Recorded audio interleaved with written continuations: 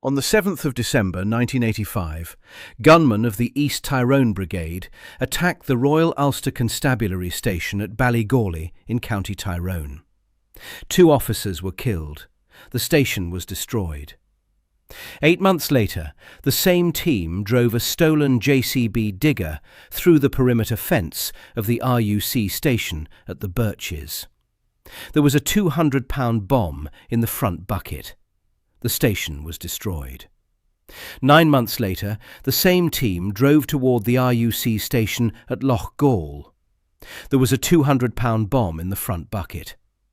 24 men of 22 SAS were already in position. They had been studying the tactic for 17 months. The Provisional IRA had taught them how to read it. This is what they had taught. The attack at Ballygawley on the evening of 7th December 1985 involved 2 IRA active service units operating simultaneously under Patrick Kelly's direct command. An armed assault team carrying AK-47 and AR-15 rifles took up concealed positions outside the station gates. A separate bomb unit waited back. The shift was changing at approximately 18:55. 2 gunmen stepped from concealed positions and shot both gate guards at point-blank range in the first burst of automatic fire. Constable George Gilliland was 34 years old. Reserve Constable William Clements was 52. Both died at the entrance. 3 other RUC officers inside fled through a rear door and survived. While the assault team raked the building's front with rifle fire, a bomb unit entered, took documents and weapons, including Clement's Ruger Security 6 revolver, and placed a 100-pound bomb inside the building. The team withdrew. 10 minutes later, the bomb detonated, and the station was gone. That Ruger would reappear. Recovered by security forces after a 3rd East Tyrone Brigade operation at a different station in a different county 2 years later. The material link between Ballygawley and Loughgall isn't metaphorical. It's ballistic. The attack came 22 days after Thatcher and Taoiseach Garret Fitzgerald signed the Anglo-Irish Agreement on the 15th of November 1985. Whether Northern Command explicitly timed it as a political response isn't confirmed in the open record, but Death in the Fields notes that the brigade attempted to seize the initiative in the immediate post-agreement period. Within 4 days of Ballygawley, the same brigade mortared the RUC station at Tynan, damaging it and injuring 4 people. Ballygawley wasn't a one-off. It was an opening move. The East Tyrone Brigade in the mid-1980s was, by most measured accounts, one of the most capable irregular military formations the Provisional IRA had ever produced. RUC Chief Constable Jack Herman, himself a veteran of service in County Tyrone, assessed the brigade as highly regarded in terms of its proficiency, capacity and confidence. That was the security force's own analysis, offered internally, not for public consumption. Patrick Joseph Kelly, born on the 19th of March 1957 in Carrickfergus, had become OC East Tyrone in 1985 at 28 years old. 1982, held for over a year, then released.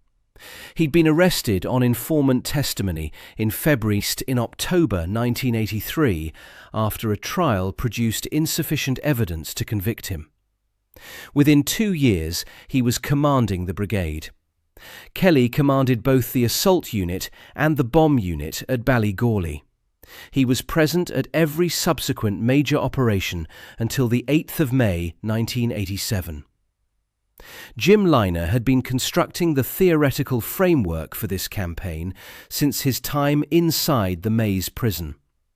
Born on the 13th of April 1956 on the Tully estate in Monaghan, he'd been badly injured in a premature explosion in December 1973, arrested, and spent 5 years reading Mao Zedong in a cell. Released in 1979, he was elected as a Sinn Féin councillor for County Monaghan, while simultaneously ascending through the IRA's East Tyrone command structure, crossing the border regularly to maintain his operational role. The RUC knew him as the executioner. The strategic concept bearing his name was drawn from Maoist insurgency theory, adapted to the rural border landscape of Tyrone and Armagh. Destroy isolated British Army and RUC stations. Prevent rebuilding by targeting the contractors employed to repair them, and gradually expand the zone of effective IRA control until the security forces couldn't operate in the area. IRA Northern Command approved a scaled-down version of the concept, aimed at hampering repair and refurbishment of bases rather than outright territorial control. But even that version had serious operational teeth. Liner's target template followed logically from the doctrine. Rural, isolated, single-storey RUC stations, minimal garrisons, accessible by agricultural vehicle, surrounded by terrain that would slow any rapid security force response. Padraig McKinney brought the operational discipline. Born in the mid-1950s in Moy, County Tyrone, from a family with Republican roots on both sides going back to the War of Independence, McKinney had been arrested with a loaded Sten gun in 1980, sentenced to 14 years, and on the 25th of September 1983 was among the 38 prisoners who escaped the maze, the largest prison escape in British penal history. Back in East Tyrone by 1984, McKinney and Liner co-developed what they called the third phase of the armed struggle, denying the security forces all support in selected areas through repeated attacks on their bases. Kelly's command gave the strategy its operational shape and tempo. Declan Arthurs was 20 years old at Ballygawley. Born on the 28th of October 1965 in Galbally, County Tyrone, he joined the brigade in 1982 after the death of hunger striker Martin Herson, also from Galbally. And he'd spent his teens working the family farm, operating diggers and agricultural machinery. That background isn't incidental. The brigade would shortly require a man who could steal, operate and navigate a JCB digger under operational conditions, across roads he knew, in the dark if necessary. Arthurs was, in every practical sense, the man trained by circumstance for exactly that role. A British Security Forces officer speaking to Mark Urban for Big Boys Rules described the brigade's capabilities by 1986. The Tyrone IRA was able to combine practical skills such as bomb making and the welding needed to make mortars with considerable resources. Its members went on operations carrying the latest assault rifles and often wore body armour similar to that used by the security forces. By 1987, they had also succeeded in obtaining night sights, allowing them to aim weapons or observe their enemy in darkness. From journalist Kevin Toulis, a harder number. From 1985 onward, the brigade led a 5-year campaign that left 33 security facilities destroyed and nearly 100 seriously damaged across Northern Ireland. In the 6 months before May 1987 alone, 22 operations, 7 security force personnel killed. These weren't impulsive attacks. They were executed by a command structure that functioned at a level the British Army's own analysts found genuinely formidable. On the 11th of August 1986, the brigade ran the operation that permanently changed what British intelligence was looking for. The target was the RUC base at the Birches, a part-time station near Portadown in County Armagh. Approximately 35 IRA members were involved across the full operation. A diversionary bomb exploded at Pomeroy, roughly 30 kilometres from the Birches, timed to draw security force resources in the wrong direction. A JCB digger and getaway vehicles were hijacked at Washing Bay. Declan Arthurs drove the digger. Patrick Kelly was there. Jim Liner was there. Padraig McCartney was there. The brigade's first team at full strength.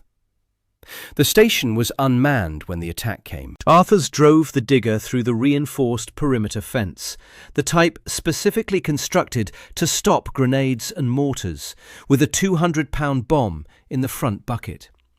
A volunteer lit the fuse. The team withdrew to a waiting van. The explosion destroyed most of the station, blew the roof off a pub across the road, and slightly injured 3 civilians. No security force personnel were killed. The brigade then escaped by boat across Lough Neagh, passing through British Army and RUC roadblocks without interdiction.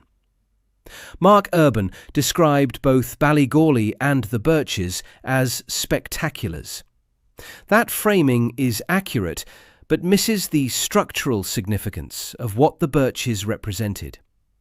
Ballygawley required the bomb team to physically enter the building. The Birches removed that requirement entirely. The bomb travelled in the JCB bucket. The perimeter fence was the only obstacle.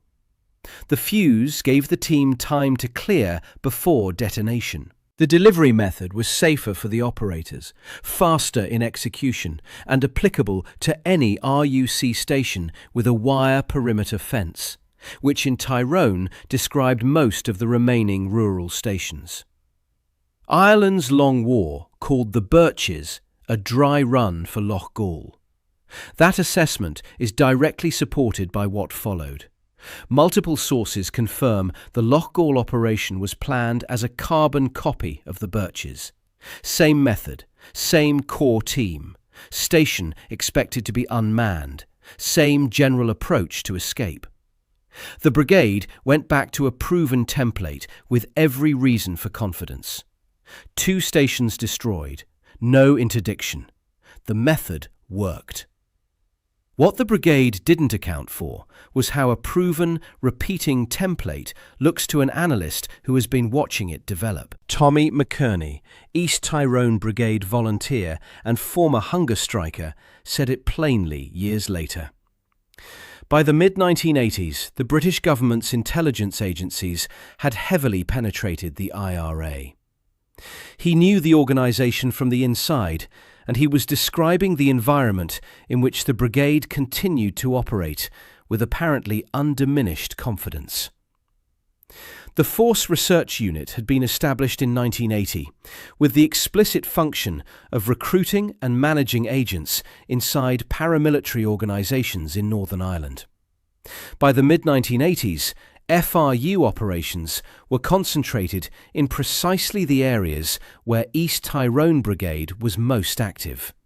East Tyrone itself, alongside West Belfast and South Armagh. And the unit operated with considerable independence from the RUC's nominal primacy in intelligence matters. Multiple intelligence streams were running simultaneously against the same targets. What the Birches gave British intelligence, beyond any individual source's reporting, was a documented structural model. After 2 operations, the following parameters were confirmed and predictable. Target type: isolated, rural, part-time RUC station. Delivery method: stolen JCB with large bomb in bucket, driven through perimeter fence. Secondary element: armed team in a separate hijacked vehicle. Operational security: diversionary attack in a second location to draw security force response. Escape: alternate route, often by water. Personnel: a known nucleus of the same core individuals, including Kelly, Liner, McCartney and Arthurs. Every parameter confirmed across multiple attacks narrows the analytic search space for the next operation. Each confirmation tightens the circle. A brigade committed to a specific repeating doctrine is, from an intelligence perspective, a brigade that has already told you most of what you need to know about what comes next. British intelligence worked multiple simultaneous channels. GCHQ operated eavesdropping facilities in County Armagh. 14 Intelligence Company, which ran its own dedicated signals unit, conducted close target surveillance of key figures within the brigade. The RUC's Covert Intelligence Unit, E4A, ran its own surveillance operations independently. Prior to May 8, 1987, E4A had reportedly located a stolen digger in the Loughgall area, an early warning indicator that the delivery mechanism was already in motion. Signals intelligence reportedly confirmed the timing and location of the planned attack. In early May 1987, according to one account of the intelligence sequence, the RUC received word that a mechanical operation was being planned against a station in the area. Intelligence community language for a digger bomb attack against a fixed installation. Whether a specific human source provided the decisive tip on Loughgall is a question the open record can't answer. Multiple competing accounts name different individuals. None of the available open-source evidence confirms any single candidate as the Loughgall source, with sufficient specificity to state as fact. What multiple sources, including proceedings from later legal inquiries, do confirm is that British forces had at least 24 hours prior notice of the attack, and that the SAS and RUC were jointly briefed at Marne Road Barracks in Portadown on the evening of the 7th of May 1987, the night before the operation. The intelligence moved from general to highly specific inside a narrow window. The pattern established across Ballygawley and the Birches made that trajectory possible. A brigade that uses the same method twice, with the same core team, against an identifiable category of target, reduces the analytic search space with each iteration. By spring 1987, any station in East Tyrone matching the target template, isolated, part-time, perimeter fence, accessible by farm track, was a candidate.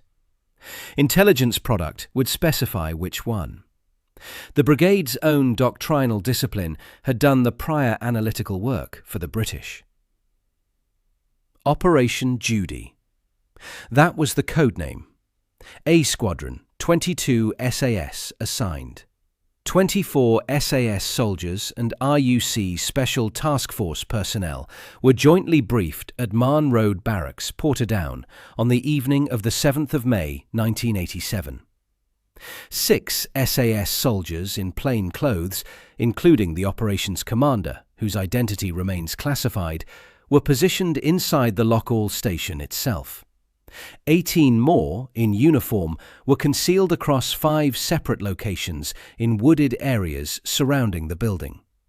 2 RUC HMSU officers and the local uniformed constable continued the station's normal operating schedule, opening at 1700 as routine. To anyone driving a slow reconnaissance pass, the building looked exactly as it always did. 14 Intelligence Company soldiers drove the surrounding back roads, running close surveillance on the approaching team. The political authorization chain for the operation remains a matter of dispute. Tom King, Northern Ireland Secretary of State at the time, later stated he had approved a policy of roving SAS patrols to defend police bases in the region, but maintained he had no specific advance knowledge of the Loughgall operation. That framing, if accurate, suggests the authorization was generic. Deploy SAS assets against East Tyrone Brigade activity, not authorize a specific ambush at a named station on a named date.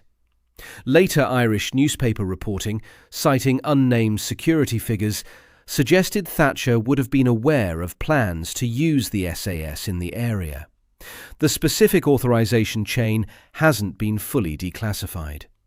The scale of the deployment makes its own argument regardless. A regiment does not conceal 24 soldiers around a specific rural building, briefed overnight at a specific barracks, holding a stationary ambush position for hours, on the basis of something imprecise.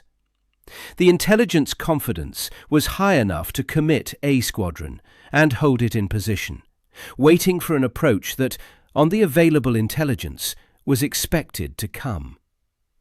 When a covert observation post monitoring the digger reported it was moving, the SAS took its final positions. By the morning of the 8th of May 1987, the station at Loughgall was occupied. The IRA team wasn't yet assembled. Earlier that day, the digger was taken from a farm on Lislesley Road, approximately 2 miles west of Loughgall. 2 IRA members stayed at the farm to prevent the owners from raising the alarm. A blue Toyota Hiace was hijacked from a business in Dungannon, and Jim Liner himself was spotted in Dungannon at approximately the same time the van was taken, picked up by the covert surveillance operation already running on the brigade's movements. Declan Arthurs, 21 years old, climbed into the digger cab with a Zippo lighter in his pocket. 2 armed volunteers rode alongside him. The Toyota, carrying the main assault team, moved separately from another location. Scout cars went ahead to assess the approach. They would make 2 slow passes of the station before deciding to proceed. By the morning of the 8th of May 1987, A Squadron 22 SAS was already in position. The 8 men of the East Tyrone Brigade were still alive, in 3 different houses in 3 different villages. Within 9 hours, they would be loading the JCB. Within 10 hours, they would be driving toward Loughgall. The British soldiers waiting for them had been studying the tactic from Ballygawley for 17 months, and at the Birches for 9. They had read the pattern. The Provisional IRA had not. The story of what happened next is in the linked video. The story of how Britain learned to predict, it's the story you have just watched. Subscribe for more stories like this.